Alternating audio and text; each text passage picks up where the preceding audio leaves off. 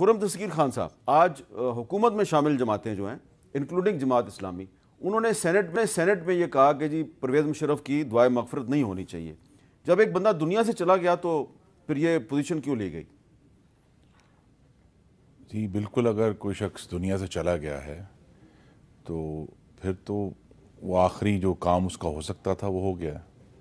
تو دعائے مغفرت میں میری ذاتی رائے میں تو کوئی حرج نہیں تھا اگر ہو جاتی، لیکن زیادہ بحث اس پر ہونی چاہیے تھی کہ پرویز مشرف کی میراث کیا ہے.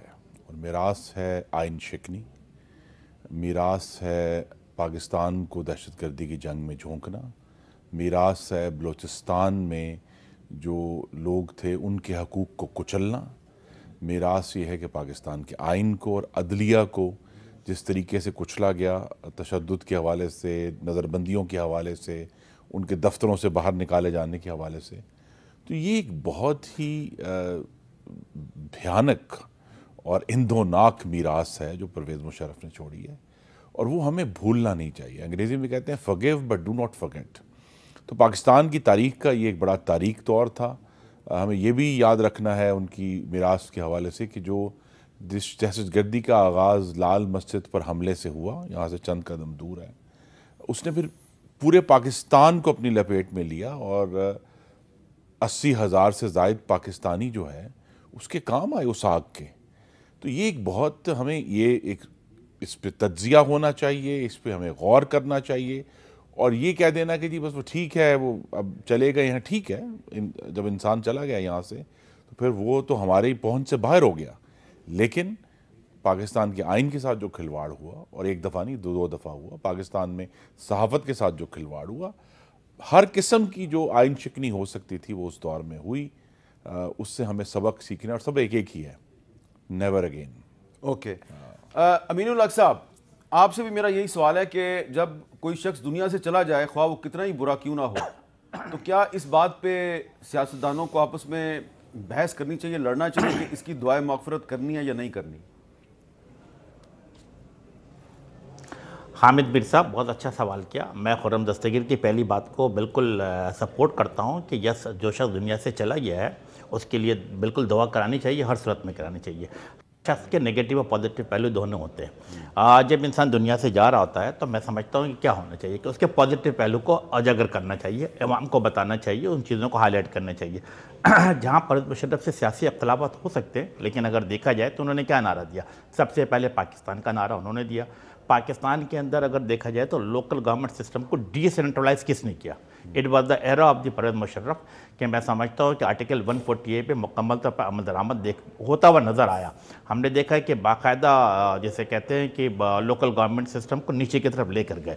اسی طریقے سے میں سمجھتا ہوں کہ کیا صورتحال رہی ہے.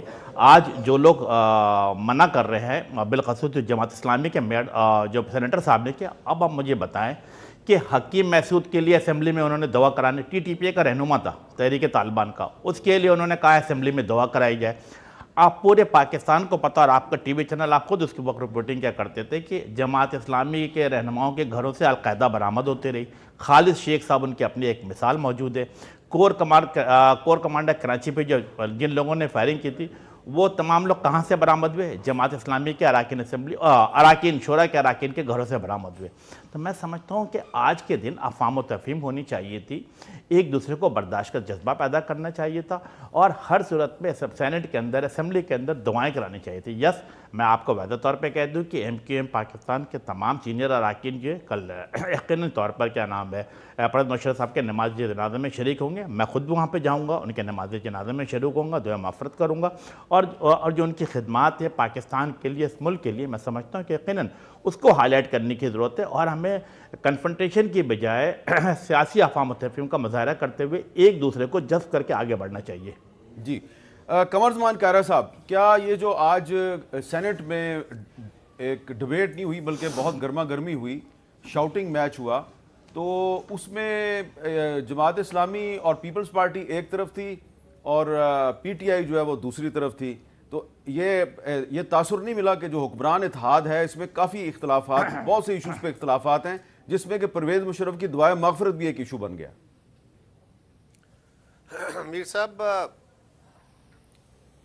پرویز مشرف صاحب دنیا سے چلے گئے.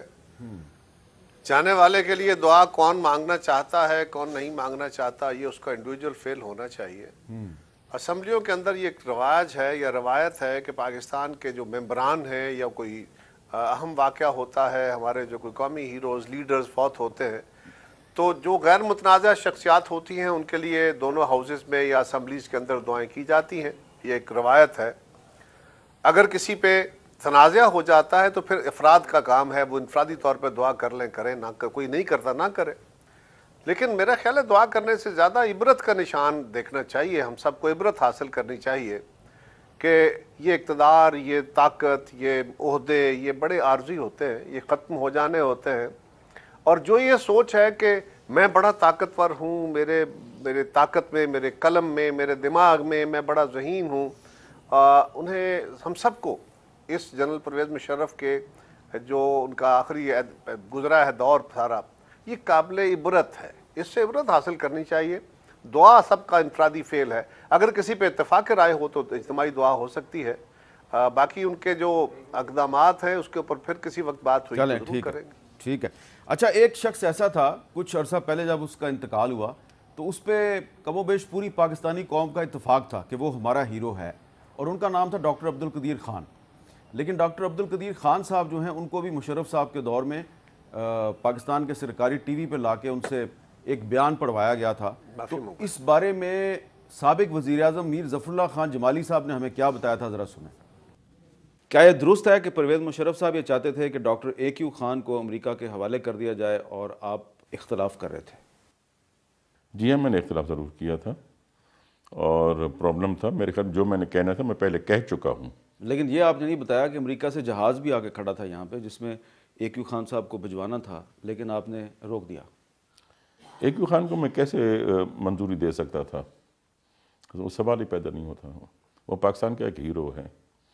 انہوں نے ایٹم بم بنایا, مدد کی, سب کچھ کیا.